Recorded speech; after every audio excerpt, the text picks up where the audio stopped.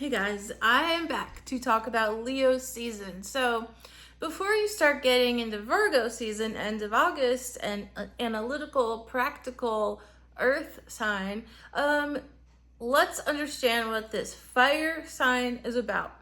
Remember, it's a fixed sign out of the three variables, which is mutable, cardinal, and fixed. Sorry. You know what? Sometimes it's hard to just look at my face in the camera, and it's my phone, and I don't have like any fancy setup. Okay, so fixed signs such as Leo, Taurus, Scorpio, and Aquarius, they are more set in their ways, but it's the only fire fixed sign. Okay, so out of the four elements, anyways, so you get this fiery zest that's floating around in the air. Sounds crazy, but you know, this is what it is. This is what astrology is. It's thousands of years of observation, and this is just how it's been categorized as fire. Okay? Fixed fire. And if you follow studying astrology for years and you try to observe with an unbiased opinion, like for example how I did, and I've been studying it for 25 years, you get to know the energies, you get to see it, you see it in people's charts or in just people on the daily, on the go. And I didn't believe in astrology, and I finally just figured out that there's something to this. There's definitely something to this as far as guessing people's signs after 2 weeks of knowing them at work and being right about 90% of the time, including their moon signs. So I truly believe in astrology. Now back to Leo season, okay? Leo just started on July 22nd, and about a week prior, I started to feel the energy lift, and sometimes it catches me off guard, sometimes it doesn't. So the sun stays in a sign for a month. This energy, fire energy in particular, is really good for visualizing things and manifesting things. And when you can imagine it and you can see it, it's easier to do it. This is the getting started, the ignition, ignite, fire. So now there's three fire signs. There's Aries, there's Sagittarius, and here we are with Leo. They're all very different. Aries is very go-getter, but like starts strong and then kind of fizzles out. Sagittarius is the mutable. It's like more dreamy and but very vocal, very like philosophical.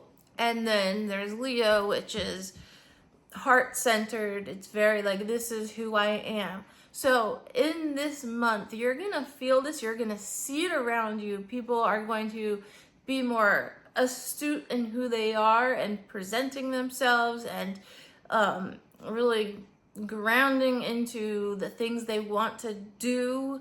And now Leo gets into the sign of egotism a lot of the times, and it's very categorically stereotypical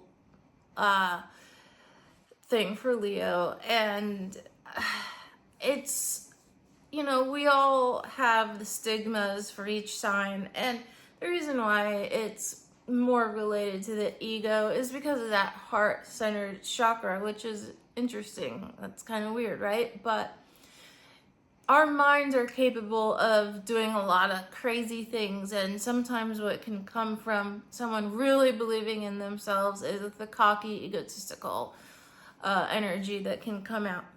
And so you might see this in people because everybody is affected by the patterns in the universe, in our solar system in particular. So that's what I'm talking about. Obviously, I don't know what aliens believe in, but this is a time to, like I said, really harness in who you are, what you believe in, what you stand for, and presenting it to the world in a way, because Leo is like the presenter. It's known for that. People that have Leo in their chart are oftentimes people who want to present some of their ideas to the world.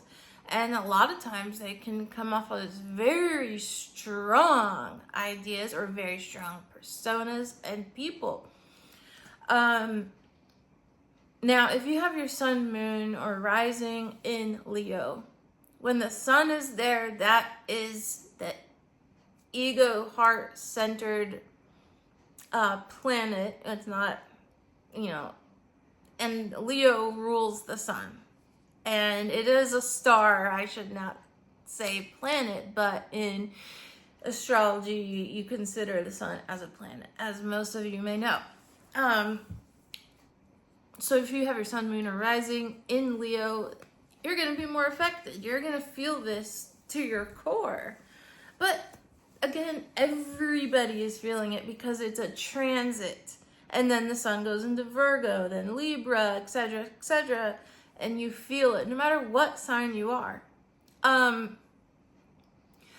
So it's interesting with everything that's going on in the world, and notably people that have a strong Leo presence in their life, they are being highlighted. It's their time to shine, as a Leo probably would say. But this is also, I need to mention, very playful, very childlike, very similar to Gemini, but totally different. And connecting with your inner child is connecting with your heart and who you are. It's imaginative and it's explorative, feeling everything. You got that feeling everything more from the Cancer, and then it bleeds over into the Leo, and it's like, okay, well, I felt all this, and now I'm going to take it to my core and really be who I am and express myself. So a lot of times Leos can come across as, like I said, cocky, egotistical, but really they're just exploring their own life story and showcasing it to the world. And they have no problem doing that. It's just they want to be like, okay, this is me. Who are you? I believe in this. What do you think? And it's not combative, such as like Aries. It's not as like argumentative as like a Sag, but it's, like I said, it's more light in that aspect of who am I? Who are you? Like, I'll tell you all about myself. And then other people that don't really have Leo placements are like, that's weird. But that's because Leo is living in the heart, in the moment, and discovering self-discovery of themselves and everything in between. So I just think that I'd like you to think about the energy you're feeling and see what I'm talking about. Now the moon will change signs every 2.5 days, and that'll give you kind of different instinctual feelings. The moon in Vedic astrology is known as the mind. But overall, for the course of this month, you're gonna feel it. So more to come, stay tuned, and I love you guys. Bye. Peace out.